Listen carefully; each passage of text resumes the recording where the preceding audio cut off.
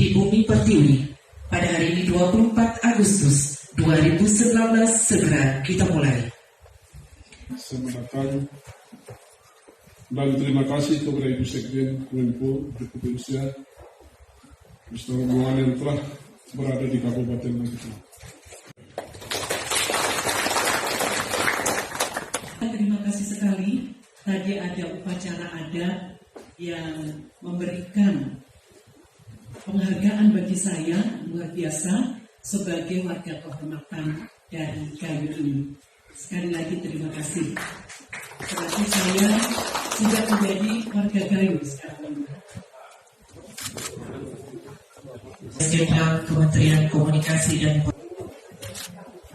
Ketenaga Kerjaan yang terus dibina oleh